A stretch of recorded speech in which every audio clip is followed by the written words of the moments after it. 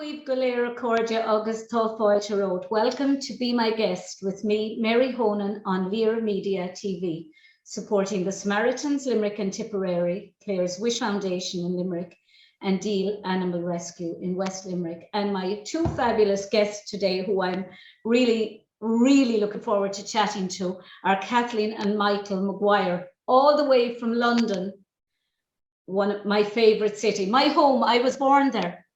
Really? I was born in London, yes. So I saw the plaque. You saw the plaque? yeah, it's going to be outside my house, 173 Chaplain Road in Wembley. But both of you, we'll start with you, Kathleen. How did you get involved in Irish dancing? I was 6.5 on holiday with my aunt in County Clare, and I saw Irish dancing for the first time. And I was completely smitten, and I wanted to get up and dance. And my aunt said, "No, you don't know how to do it." And I went, "But I do." And I even remember the dress I was wearing. So she said, "I will get Mummy to take you when you go back home." So we came back home, and I started Irish dancing with Mrs. Colette Good. And then after a few years, I saw Nora Maloney dance at Bethel Green, and then went to Gavin because of her. It was a great school, wasn't it, Ted Kavanagh's school? Yeah, he was very strict, but yeah, it was a good school. Yeah, I remember my cousin used to go to Ted Kavanagh, and when she'd come home to Ireland, she'd wear my solo costume because I was 3 years older, I think, than her. And she'd wear my solo costume in Ireland because Ted Kavanagh wouldn't allow her wear a solo costume in London. So, Michael, how did you start? Well, I did it for about a year with Maureen Johnson, a lady in Gavin.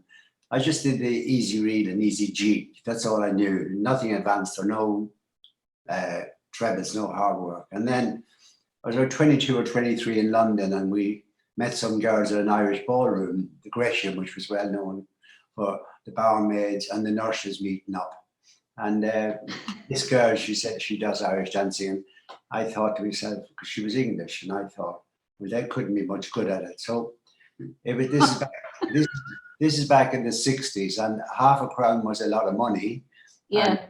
That's how much it was to go to class. And it was nice and warm there for a couple of hours, and there were friends there. And legendary Sheila Clarkin was the teacher. She was absolutely wonderful. And then that's how I ended on. And I saw, I was so amazed at how fabulous they were. And I joined it just for fun, really. It's funny, I actually interviewed Maura Clarkin as well recently, and she was talking about her mum and her mum's passion for Irish dancing. She was talking about how you went to her. But isn't it amazing now how you were not saying that about the English dancers now? Oh, no. Not fabulous. Especially as our kids were born here. What am I going to say bad about them now?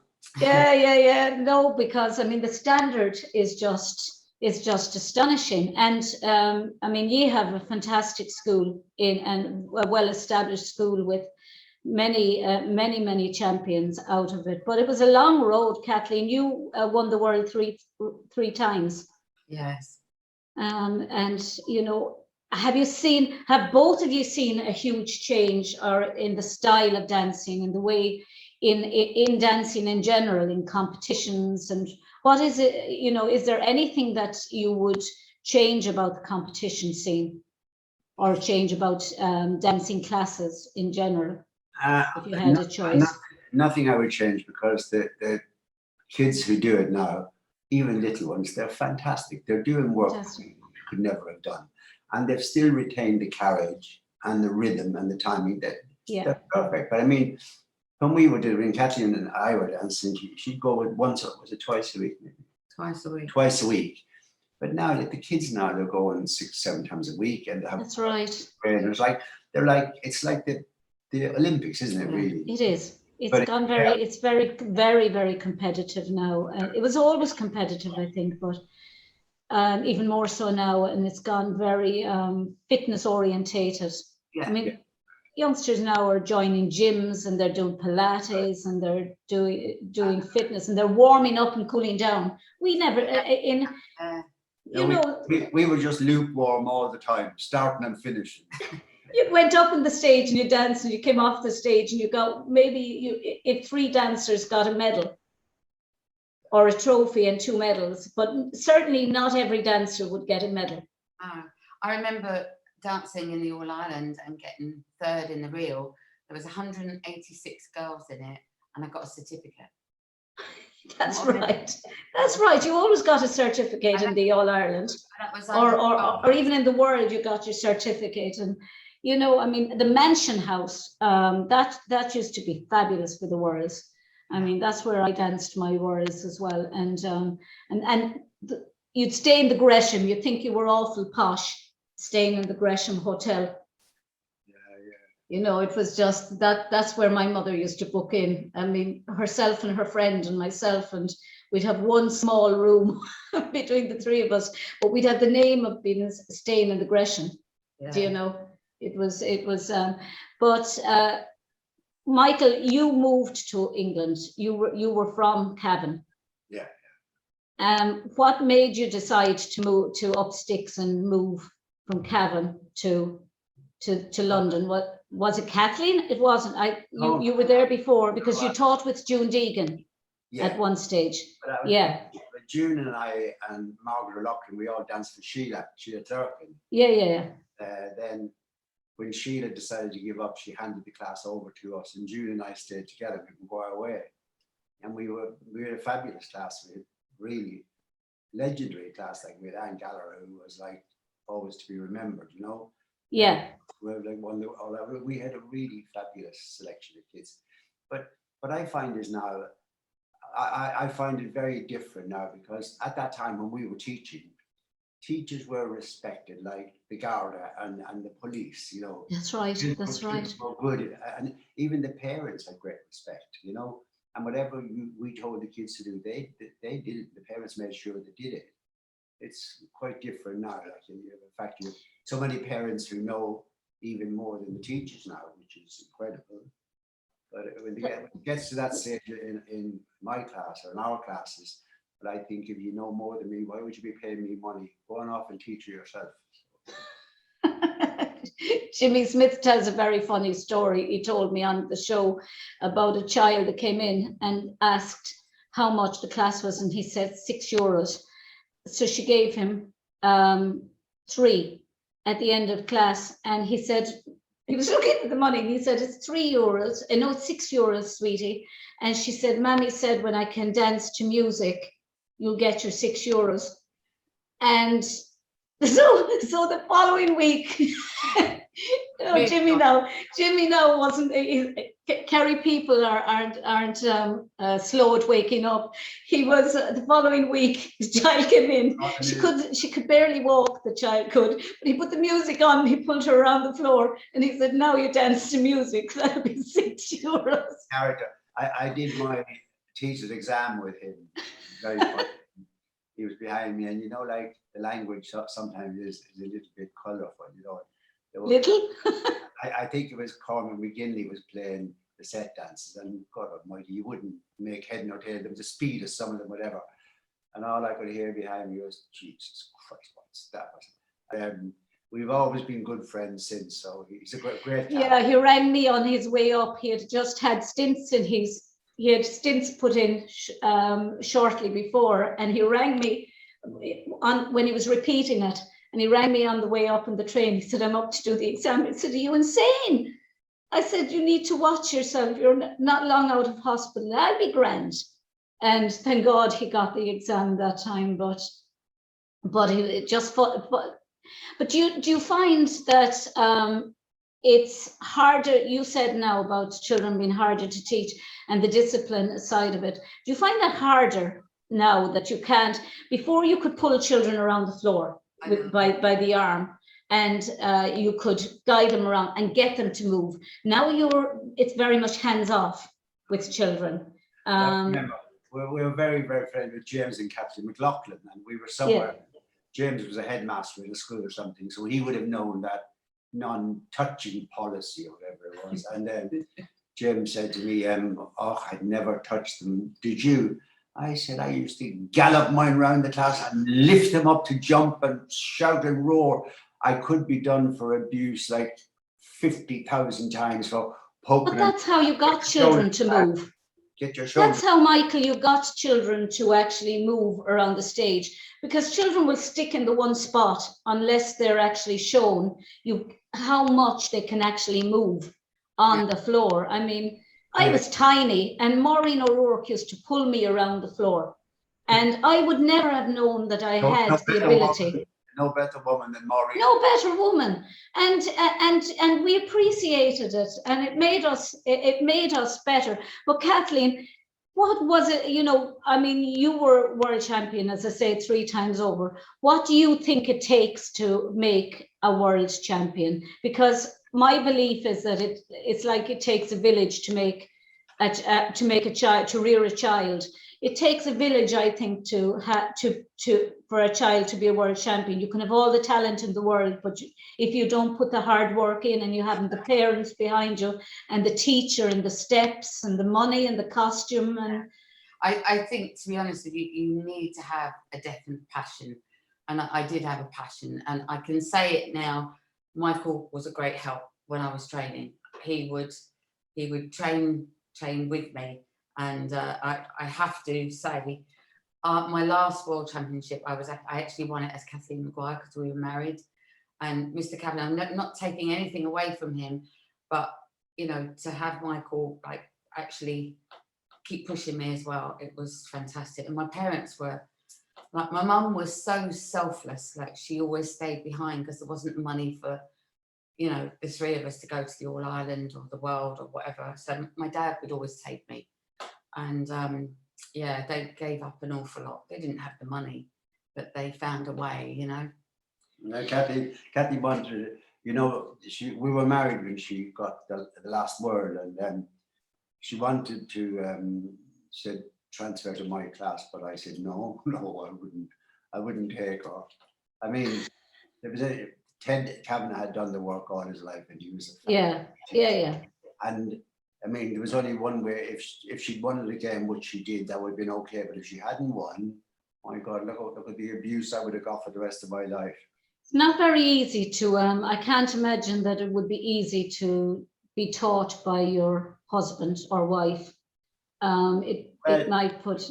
Well, I mean, it's come to June and I, and we were all friends anyway. June and Dennis, we go out a lot. So Kathy would come after Maguire away class, and then June and I would watch her, and I mean, she was glad to have it, because at that time Ted was sort of cooling down a bit. He wasn't actually getting to as many classes, and I mean, the man was fantastic. He had done everything and won everything, and I think he felt maybe he was let it go or something. But June and I were up and coming teachers, and it was great for us to have someone of that caliber in our class. So it was of great interest to us, and then being best friends and husband, wife, whatever. Obviously, it was in it was our thing to make her as good as we possibly could. So, and she was very willing and took correction, would beg for more. There must be something else. There must be something else wrong. She just always.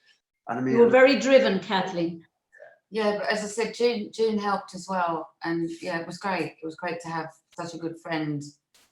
June is amazing. I mean, I met June for the first time when we judged Stella Moore's Feis not long after I qualified, and it was very funny because Roddy was on another competition inside, and he came in and he said, you know, he said you have a 3-way tie for first, second, and third. When I was interviewing Danny Doherty, I said, Jesus, Danny, you did really well that day, because you had to come up with 3 first place trophies and 3 seconds and 3 thirds. You must have made a lot of money. And he said, you know, Mary, he said, every penny counts when you're poor. Oh, yeah. He'd know, wouldn't he? Every penny helps, he said, when you're poor, when you're struggling. But yeah, we got on really well, June and I, from day one. Some people would say that, you know, oh, that was an odd result. I think that's fantastic, because I always find if I'm adjudicating somewhere, I don't really mind what other people do, so long as I know what I do. And like, if I give someone second or first or third that the others don't have, the way I look at it is that's fantastic for that child and for the teacher and for the parent. You might have noticed something in her that day, Michael, that nobody else did until that time. And they might look at that child again and think, God, we've missed that child for so long. And obviously, I see now what Michael Maguire saw in her, or saw in him. And, you know, it's funny the way these things happen. You know, sometimes you can see a child and you can think, God, I love that child. And nobody else might actually have them in the top three, but you see something in them that it mightn't always be explicable. You know, it might be something innate that you're looking at them and you think, God, they're ticking all the boxes, or they have great potential, and I like what I'm seeing in them. But you opened your school, and your own children became dancers, which was probably an obvious progression for them, was it? Did they feel they were compelled to dance, or did they just? They had no choice. They had to come to class. We couldn't afford a babysitter, so they had to go to class. There was no option. There was no place else. You couldn't leave them at home. When you've got 5 under the age of 6, and then another one comes along 4 years later. Yeah, it was busy. It was crazy, and we had Cayley teams, figure teams, solos at the choreography, everything. Oh. But you know, isn't that when you look back on your life with them, isn't it fantastic that you can say that they were with you every step of the way? And this is what I think is wonderful about dancing, and Irish dancing in particular, and I've always said it. You know where your children are every minute of the day. And even at weekends, you know who their friends are. You know if they're missing from beside you, they're probably in another hall watching a competition. And some of the parents, all of the parents will know them. Yeah. So if you said to one parent, did you see Sean, or did you see Katie, or whoever, they know where they are. Someone will always know where they are. And the fact that you were able to bring them to dancing with you, to classes with you, you have that bond that very few parents can say that they had, because they might see their children, or their children go out and play or go away with their friends, or they mightn't be that as involved with their children as you were. There was one thing that used to worry me though about going to classes, and Michael always said, we'll teach the same school. Eventually he let me teach with him, not straight away, not until I was able to produce a champion. When I produced a champion, he said, all right, we'll join up now. So anyway, Darren came along. Darren was naturally very, very good. And then Sean also, he did really, really well. But the thing that worried me about the dancing was I never wanted them to grow up and say, all we ever did was Irish dancing. So we took them swimming, gymnastics, football. I mean, we had a space cruiser at the time, not for being grand, but it was the only way we could fit 6 kids and ourselves in the car. And we'd go down to Southampton, and like the friends that they made, it was just brilliant. But we made sure that they did other things as well. Yeah, it was hard, but when Kathleen says I wouldn't let her join, that come across very badly. That was my next question.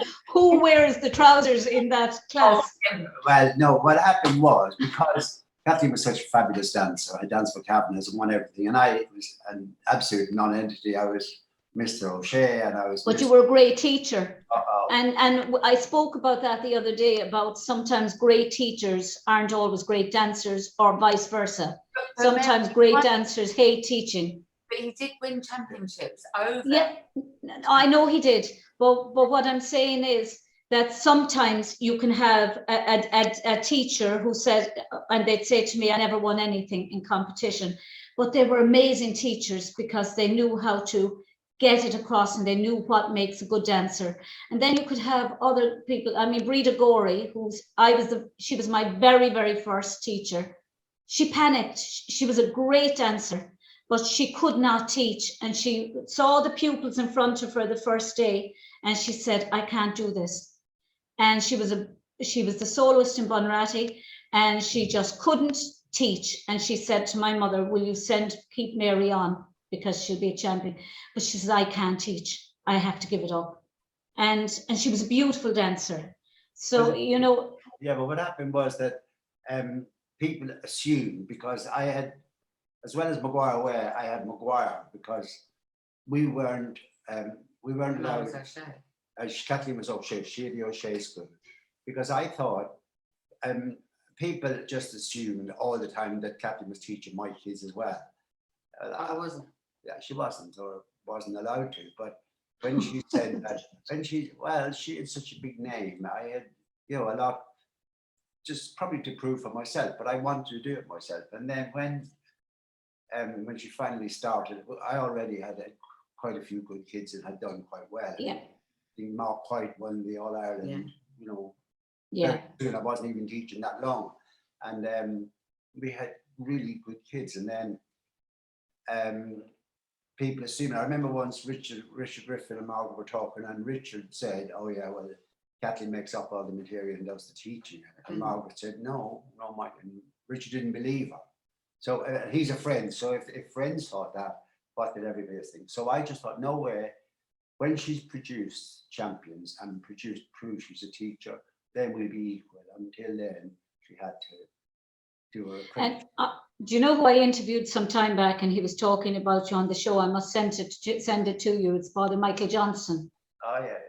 And he was really interesting to talk to, and I mean, he loved his time as well with Ted Kavanagh, and has great memories of Ted Kavanagh's school. He's still in London. He's still in a parish in London, but always says every time a major is on in London, he goes down to watch it. We saw him at Ted's funeral, didn't we? That's the last time we saw him. He was at Ted. Kathleen did eulogy at Ted's funeral. Yeah. But do you know, isn't it amazing how then you started teaching your own, and how difficult was it to teach your own children? Because watching your own children up on stage dancing, and that must be, I know Maureen Farrelly always said to me, it's so different. It's nerve-wracking to watch your pupils as it is to watch your pupils up, but magnify that 10 times over when your child is up there, and she said it's hell. Well, Kathleen always, we saw things very differently. Kathleen always thought, especially when Ellie danced, Kathleen thought, she made me crying, oh, that was fantastic. And she'd look at me and she'd think, what? I was a deliberate, even with all our pupils as well, I looked always, no matter how good they were, for reasons that maybe could make them better. And if they won, I thought, good, well, you're as good as your last competition. But it was never, the funniest thing is that I was never about winning for me. I was always happy to win and try, but it was never that important. Maybe because I hadn't competed that much all my life. But even with teaching as well, I think it's just so important that they have a great time and they're getting fit. And we have the best social class. All our ones are the older ones. If we had a dance tomorrow, nearly all of them would come back. They come back. They're the best. We have the best crowd of, especially the older pupils. Yeah. In comparison to anybody else, as far as I know, anything we have, we get greatly supported. Even our FESH, we get fantastic support from all the teachers, especially beginners and the bun and all them. We get all the beginners. A lot of people only come send out good ones to a FESH, but we get a great support. But isn't it astonishing? But I mean, I always thought the standard in England, maybe I was looking at everything with rose-colored glasses because I love London and I love England, and I have dual citizenship now as of 2 weeks ago. But there, it's just, I look at the standard of dancing in the UK when you look at the likes of Celine, Wiley, and that when she was in my age group in competition, and and you'd say to yourself, the standard was phenomenal, and the same in the States, and you're saying to yourself the leap that has been taken in a very short time.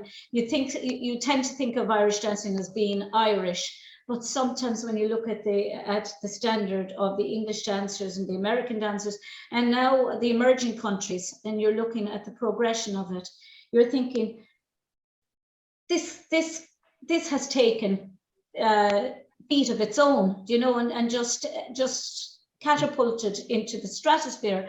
How important do you think Riverdance has been in all of that and the shows? Absolutely so important. I mean, we learnt so much from that because of the fact that obviously Riverdance, they were getting injuries fairly early on. And then it was when it came to London in '96, yeah, created 4 more places, and Darren and Katie actually auditioned for it and they both got it. And it was through this, I mean, Darren danced for 12 hours. Oh, he did say to say, please don't talk too much about me. He said on a little message, so I'm just telling you that. He did dance for 12 hours on his 21st birthday, but it was about learning about the warming up and cooling down. Cooling down. As you said, we never did any of that. None of it. No. I mean, I don't think that really came in until Riverdance, really. And Lord of the Dance and Feet of Flames, it took it to a more professional, I suppose. And I mean, I would have been 14 years in Bunratty as principal female dancer. I didn't warm up, and I finished in '92 in Bunratty after my parents died. And Riverdance came in '95, and suddenly you had this explosion of professionalism, if you like, in the sense that I was earning a living out of it, so I considered myself a professional. But yet, when you look at the level that they were warming up and cooling down, and you kind of felt that, God, this is what we should have been doing for years. Yeah, definitely. You know, I mean, it at the very basic level, you understand. My cousins, Brendan and Adrian, Gavin, they were champion dancers, and they never warmed up and cooled down. Went up on the stage. They would have danced in Breda McInerney's age group, and I think they were Breda's age group. But there was nothing. But it was all equal because nobody warmed up. Now everybody does it, so it was just different thing at that time. But when we went to America first to teach as well, because in the early years and the first few words when the Americans came, they really weren't good. They weren't particularly good. No. But then, of course, they were clever enough to get people out and teach for them. And like all over, like people have gone, good teachers from Ireland have gone over, and England have gone all over the world. And obviously the standard comes up. And of course, they're super smart people. And I mean, America now they're very driven, and they're people who will work on what they were taught. By the teachers who go out. It's all well and good, the likes of Michael Maguire and Kathleen O'Shea going out and teaching and giving everything. But if the people out there aren't going to work on what you've spent, whatever length of time you're out there teaching, when we went out there first, we taught the Petries and a lot of very good kids who were in Moira Quinn's class. And when we went there first, I didn't realize I went, the teacher phoned once before Christmas and wanted Kathleen O'Shea to go out Moira Quinn. Remember, you were pregnant. And I'd never been to New York, and Moira Quinn said, oh, would you come? And I thought, go to New York. I was so excited. I'd never dreamed of getting to America. And I went out there, and I think I only brought a carry-on bag with a pair of drawers and a toothbrush, and I'm not sure. I had no luggage. Very essential. Yeah, Ryanair, the start of Ryanair. But then we got there, and it was fantastic, a great time. And then they invited us both out to do a workshop in the summer. And we went out, it was up in Pearl River in New York. And of course, the heat was absolutely killing. And it was, I think it was an Irish club or something, the Hibernian club, and it was a stone floor. I took them all right back to the basics. It was real. And of course, the parents who were already champions and all that were totally horrified. Huh? I didn't understand. Didn't. Anyway, by the end of the second day, they were grovelly and I said, I've had enough, I'm not doing this. Let's go home. Now, we didn't have the fare home, but we had return tickets, but that was all we had. And Kathleen said, oh no, we can't go home. And I said, I would not work this hard at home on our own class. So why the hell would I come out here and dance for 2 weeks? They were very spoiled at the time, weren't they? Well, it wasn't, I don't know. It was 2 weeks on a cement floor in 90 degrees. I don't know where. So I spoke to the teacher. I said, I want more money or we're going. And she didn't care. She just said, yeah, fine. So she put it to the parents. And the parents weren't particularly, some of them in particular weren't really happy about it. So I can't remember. I think we asked for maybe $8 to $10 a class. And they had a lengthy meeting and agreed to give us $8. So we thought, okay, they'd agreed. Anyway, by this point, we've been teaching the kids for 3 or 4 days. And then, of course, once you get to know kids are kids. You know, you start to get to like them, and the cheeky ones. But we'd have a tea break and they'd have iced tea, lemon tea, cold tea. What? Tasty. I said, Well, "Go I on." said, what are you Yeah, doing? I don't like that much choice. But then after the first week, we really had gotten to like the kids, and And they really did start to they improve. were great. They were so hard. We went to the Yeah, there was a fish in Coney Island, and the Petries and the Regas, they were all dancing, and it was the first time they danced out. And I remember Aidan Comerford was dancing, or judge, and I can't remember who else. I know it caused a bit of a stir when we walked in. Yeah, and the kids did. I can't remember. But we won.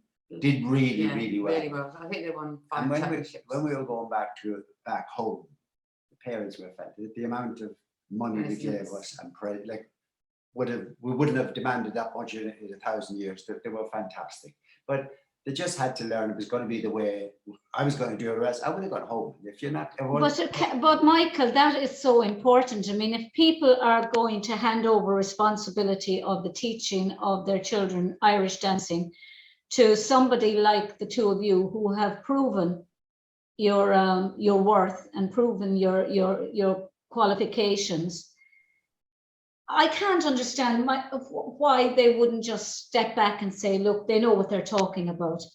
And I see that as well. I see that in a lot. Sometimes you see some beautiful dancers and you say to yourself, the basics aren't right. Certain things and you know they have everything and they have all the potential in the world.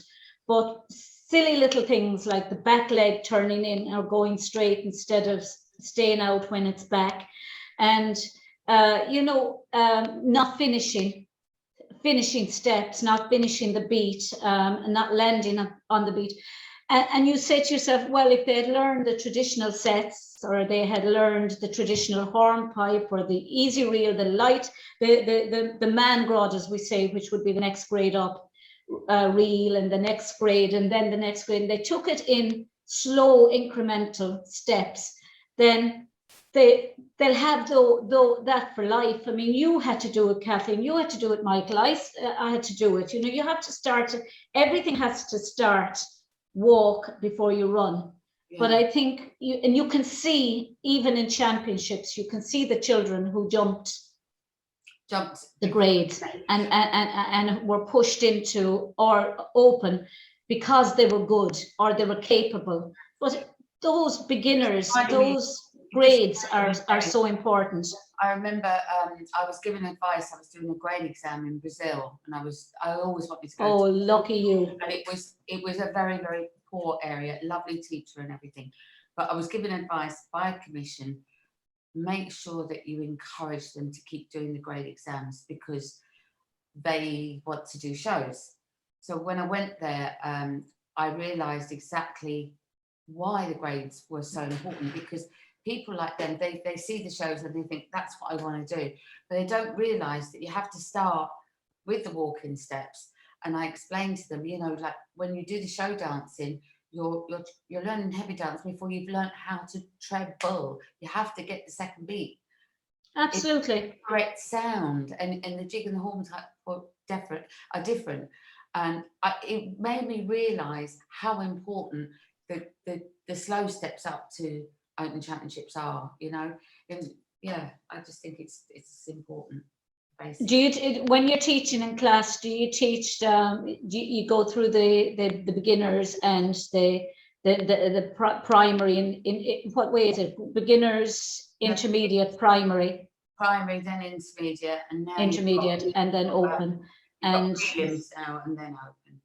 Yeah, I personally think it's so important. And I think that's the one thing in particular that Munster has. And if you judged a Munster, a mini Munsters championship, the graded championship, you'd be astonished at the level of the grades because there's so much attention put into the basics. Because that's what we do in Munster is very good basics. That's been a problem for me as well, because you spend so much time as a beginner, as a teacher, teaching the basics, and you have children looking in your class and they're looking at other schools when they go to a feis, and they're all doing the hard steps and they're all doing maybe sets or hornpipes, and then they think, oh, I've got to go to that teacher now to learn the advanced stuff. I'm only doing the easy reel and the light jig and the single jig with Mary. But I'm a driller and I like to see things done really right, and you never get a chance to get them to open because they're gone, and they think, and then they give up because they just, grass isn't always greener. When they leave, they realize, oh yeah, well, Mary might have brought me to the open as well, but I had to start at the basics. But you know, it's a hard one to know how long do you stay in the basics with children before you move them on. Well, the other thing as well is, which we have to remember, excuse me, is you know, sometimes some children can get stuck in the wrong school, and I think I really believe that all of my kids, if they did sports, swimming, whatever they did, Yeah, it is my prerogative if I'm not happy somewhere to move them. You know, some people think you should stay put for life, but that's not necessarily true. no, I agree with you there. I absolutely agree with you there. And if you're with a teacher that's not really into, you know, big time, and if a child is particularly good, I think they should be advised, you know, go on. Not the parents say she's too good for you now, I've got to move. It's just nice if you would say, I can't take them to that level, maybe. Yeah.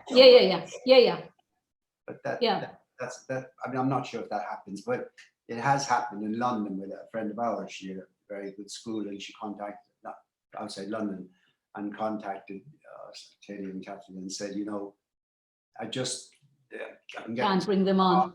And they were really good and great basics and all that. And she joined up with us, and it was Viv O'Gara, and she had done a mighty job like herself on her co-teachers over the years. But I just thought it was very brave of her to actually phone and say to someone, you know, would you come in and help? It's a difficult position for people to be in, and I suppose pride is a big thing as well. People mightn't want to admit that they can't take the child, or maybe they're just holding the child at the basics until they get it right, but the child then thinks, oh, I'm never going to get onto the advanced stuff, I'll have to go somewhere else. It's a difficult one. But Kathleen, when you and Michael had your first child win the world, what was it like? 1982, Julie Loughlin. Oh, I remember we were just so shocked, weren't we? We just could not believe it. It was just. I thought there must be something wrong with that panel. They must be bent. How could she have won the world? How could I produce someone good enough to win a world? It was incredible. But that time we had such a great class. We had 4 in the top 9. Julie won it. Alison was 3rd. Maria was 5th, and Anne Barron was 9th. I'm doing 100. No, it's that different age group. Oh, okay. Yeah, we had loads getting placed, but like in that particular age group that year, we had 4 placed in the top 9 in the world. Yeah. So it was. It's astonishing, isn't it? But then the moment that your own child wins it. Yeah, that was. Kathleen. There's just no words. I wouldn't know how to describe it. And then wins it a second and a third time. I know. Just... Equals her mother. That's rarely done. Yeah, it hasn't.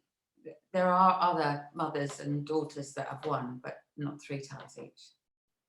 So it must have been a moment for you, Michael. Well, it was hard to believe, especially with Ellie. You know, I looked and I knew by then what a good dancer, and she was really good. And I think same with Katie. Katie was really good as well. And I don't think she got what she deserved some of the time, you know. But then I never, no complaint about it. But I like to look myself, and I like to think if I'm happy walking out of the hall, and if I think the kids have done their best, that's all you can ask. And parents, bitching about results, not that. None of it means anything. If you're happy and if you can say to me, I thought you were great, I wouldn't have been surprised if you won it, you did a great job. That's all you have to say. Then forget about it. It's done, finito, gone, finished, forget about it. But Darren won the All Ireland under 11, and I wasn't there because I was at home with the other 5.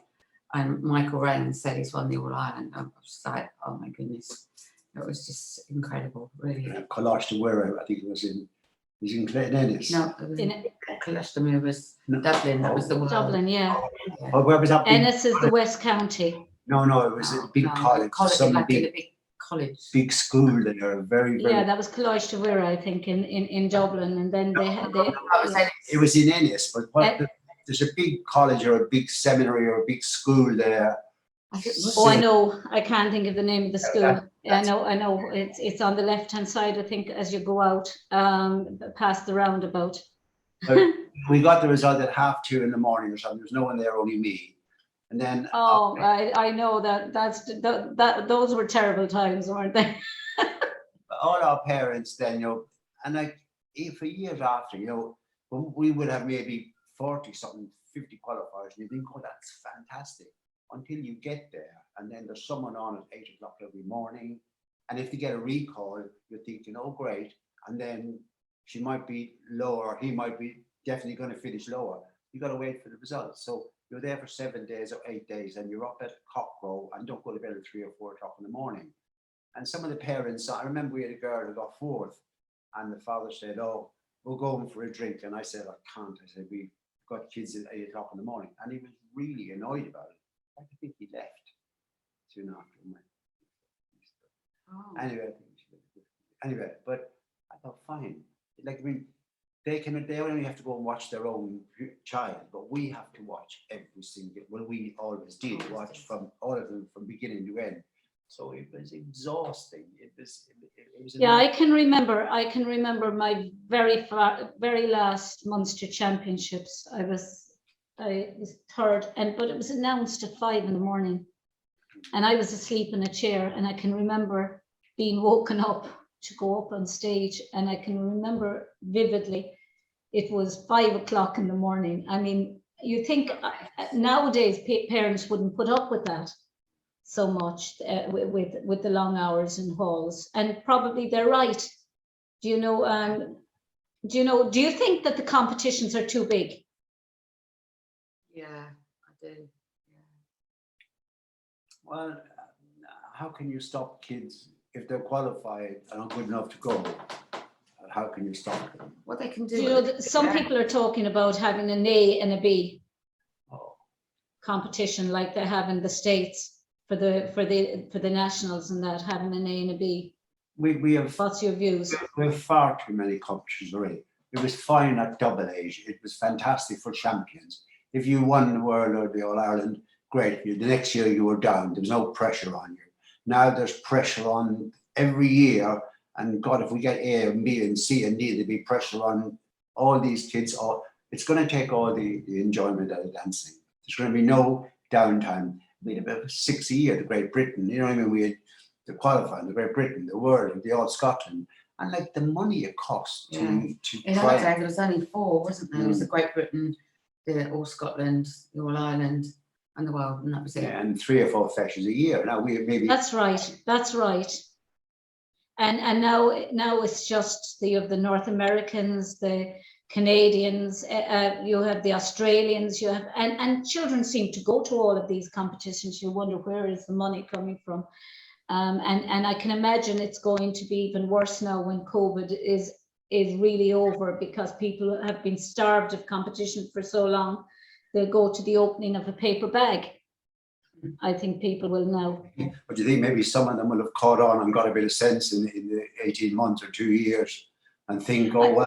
Do you know the next question I'm kind of going to ask you is Niall O'Leary brought up a question one time on Facebook on a post, and it gathered a lot of traction with everyone having a different opinion about having open platforms. And it was what what's his name in the interview was talking about. He was saying, what do you mean by open platforms? I was thinking of the high platform shoes that I used to wear when I was younger. But the idea of COGAL and Commission and CRN and all of that, all competing and judging each other's dancers. Too many. Can you just imagine how big it would get? It'd be too hard. It'd be just too many kids. No, it would just. Well, I mean, I know CRN and some of the smaller organisations, they wouldn't join in anyway, because the reason they're in the groups they're in is they want to get away from direct tough competition, and that's fine if they want to do that. So we would never come to an agreement where everybody would be under one umbrella, because it would be stupid. There'd be too many kids. And then what adjudicator would you use? COGAL? If you're sitting judging with a COGAL adjudicator in your commission, are you thinking, I'm not going with that COGAL dancer? I just think it would be impossible to. Yeah. Impossible. I mean, Paddy O'Donnell says to me, Jesus Mary, can you just imagine 200 St. Patrick's Days coming out one after another? The competitions are just so big now. Yeah. I think they're prohibitive. It would be prohibitively big. There's no way we'd be able to judge you'd be asleep before the competition would be over. No, or unless you just restrict it to the top 2 or 3 in each age group. That's the only way you can cut out the numbers. And you would be doing some people a big favour, because if you get 11th in your Oireachtas in your region, and you think wonderful, then you've got to go to Ireland somewhere, and how much is it going to cost you? It's okay for the people who are really well off, but if you've got a child who's a passion for it, and their ambition is to go to the World Championship, how can you refuse to let them go? And as well as that, it goes back to what you said earlier, Michael, rightly so, that you could be there and you could spot a child who might have been 11th in her qualifiers or his qualifiers, but he could come up in front of Michael Maguire and you could see something in him that nobody has seen before, until they noticed that Michael, who's the lad that Michael Maguire gave first to, or gave 5th to, and then suddenly. Why are you picking on me? You're making it sound like I'm an oddball, one of the weirdos that I pluck someone. No, but I've done it. I've actually, you'd pick out a child, and you'd see you'd see something in a child, and then you'd say, Jesus, I was the only one now who had her in my top 5, and that was fine. That was fine. And then afterwards, I've noticed that the child suddenly starts to be in the top 3 in competitions, and you're saying that, you're feeling good about yourself, that you actually recognize something in the child, that finally the child was suddenly starting to get it recognized. Yeah, there was a particular competition, I hope you don't mind me telling this story about in Australia, and there was this beautiful dancer, very simple style, and thinking back on her, I can almost see her, and it's a long time ago. And Michael and I were on the same competition, and he said, who did you have first? And I told him who it was, and I said, who did you have first? And he told me the number, and I was like, oh yeah, I've got a note here, lovely dancer. I made a quick note saying lovely dancer, but I felt that she wasn't quite there yet. And Michael said, well, she definitely was there, because I gave her first. The following year, she was the Australian champion. Michael. That's the truth. Yeah. And I had her, but not in the top 5 or 6, And I was like, oh no, I haven't got her that high, But yeah, he spotted her, and the following year she won. That's what I'm talking about. That's why I'm picking on you, Michael, because I know that you're fabulous. Yeah. I like to, like we used to go out for a weekend. I always check who I'm judging with, because it's great to judge with someone, especially if you respect them, and you respect their opinion. I mean, I don't care if it differs to mine.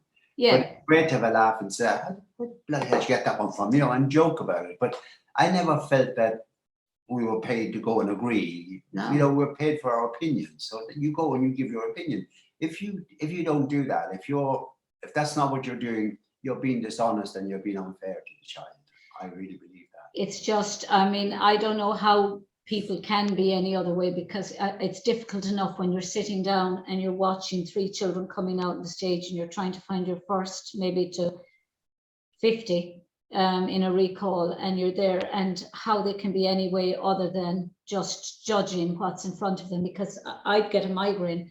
Life is hard enough, especially when you're faced with 3 children at a time and you're trying to find them, and you know that you've been through it yourself as a child. And there was there were times when I danced and I thought, God, I don't know how I won that competition. Other times then, you know, I felt I was hard done by. And you think back to your own childhood, and when you're judging children, you're thinking that could be me on the stage, and you have to be 100%. You know, your result mightn't be everyone else's result, but at least if it's yours and it's an honest result, you can cope with that. Then you've done your job. If you're happy, I always feel if you're happy leaving the table, if you're doing a big competition with 100 and something, if I can get my top 3, 4, 5, 6, 7 in order, the top lot, and then the next lot, like the first 10 might be great, and then the next 70 might all be quite similar. 10. So the thing is, I always tried not to give someone, if I didn't, you know, if you're watching someone because you think it could be someone, or it could be someone you've got a very high, so you have to make sure they don't do something wrong when you're not watching them. And then for the people who are at that middle lump, I would always give them a decent, I wouldn't put them down far. And I think, well, yeah. There's 14 other judges will find them. You know, you don't kill people, you don't put them out of it. But it's just the best feeling in the world if it's someone, the one you have comes out and does a first dance and then comes back in a light round and does, you think, oh, thank you, God. You kiss the child for being, you know, consistent. Or if it's someone you have really high and then they blow it, you think, Jesus, where did I get it from in the first round? And you're It has happened where I know you'd have a child and you'd go into the second round and the child would come out and they might have the first round was heavy, the lights would be the second round, and their lights would just be really low down. And you're saying to yourself, Jesus, how could I have had that child? Did I make a mistake? Yeah. And you're looking, and then she comes out and does the most beautiful set. And you're thinking, that's the reason she's got, I remember her now, her heavies were extraordinary, but her lights needed work. And you're there and you're saying to yourself, I have 2, she's really high in 2 rounds and she's quite low in the light round, because her lights are, you know, just like not even in the same category. You would think that it wouldn't be that different, but there was a girl in Australia. I won't mention the other 2 judges who I was talking with, but I could hear this mumbling going on, like really frustrated, because the first round, this girl did the most amazing reel. Amazing. I had her second.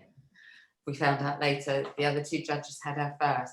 But when she came out to do her heavies, she did not hit time from beginning to end. And the blue words that were coming out from this other judge, it was laughable. I mean, I laughed about it afterwards, you know. She was in panic station because she had her in first and then last. That's how different but that I think that's the way I judge. I judge by rounds. So you could, you know, you have the child that could have 2 beautiful heavy dancers, and she's clearly a heavy dancer or clearly a light dancer, does the most spectacular light. And they're out of time.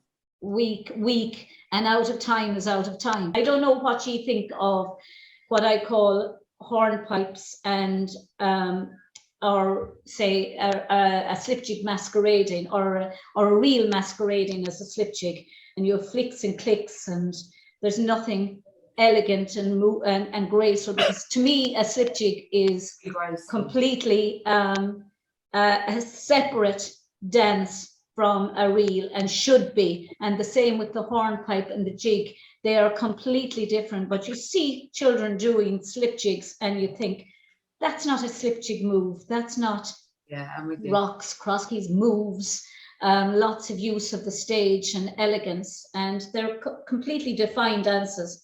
And I like a slipjig to be danced as a slipjig and a hornpipe to be danced as a hornpipe.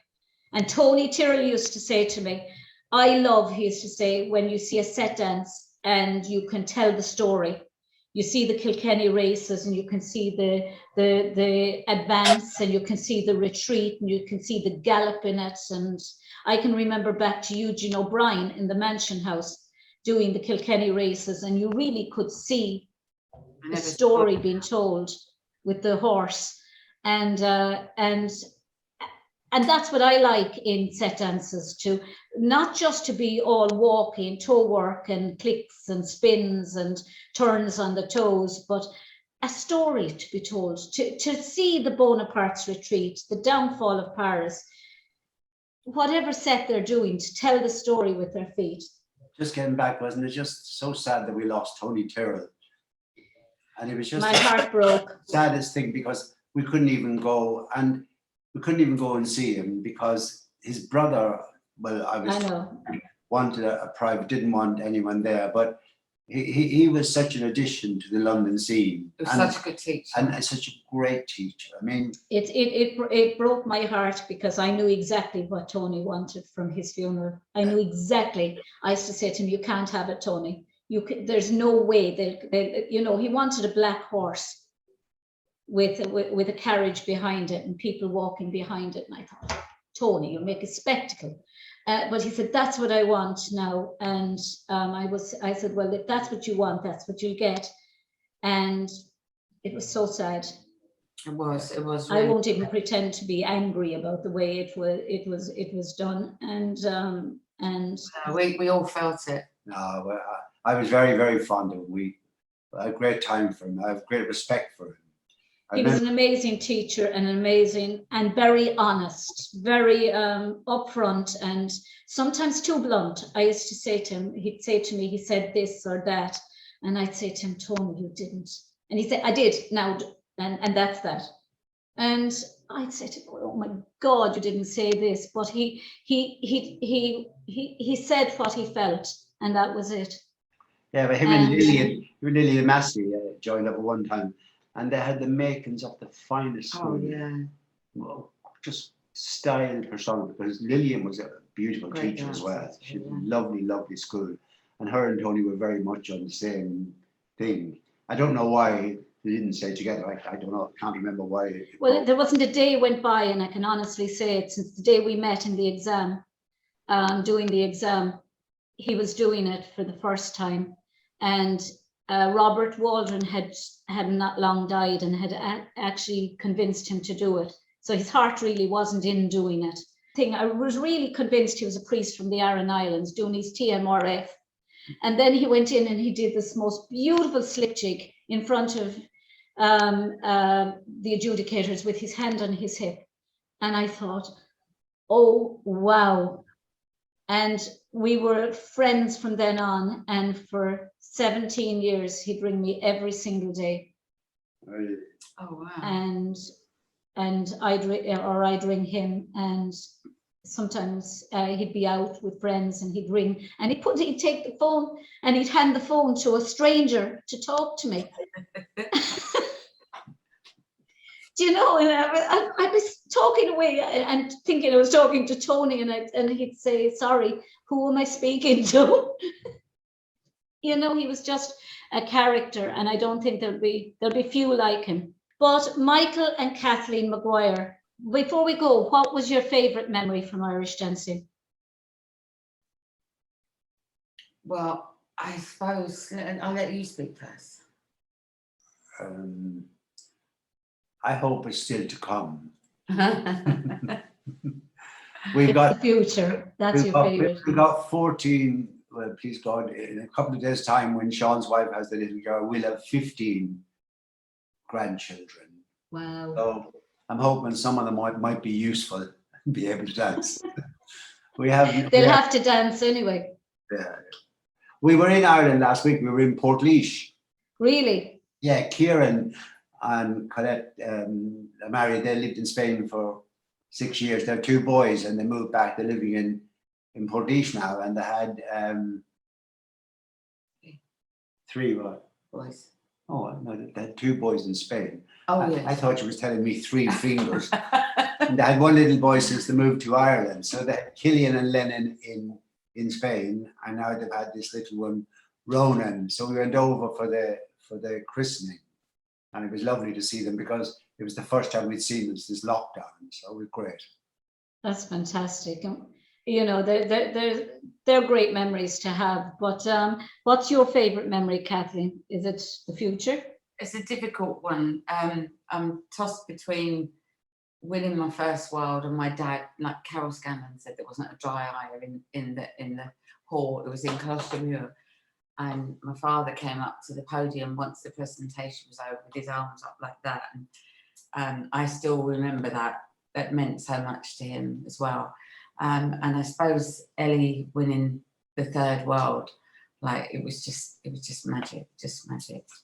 So, Well, on that point, Kathleen and Michael Maguire from the Maguire O'Shea School of Irish Dancing in London. You got it all right, Mary. Full I marks. did.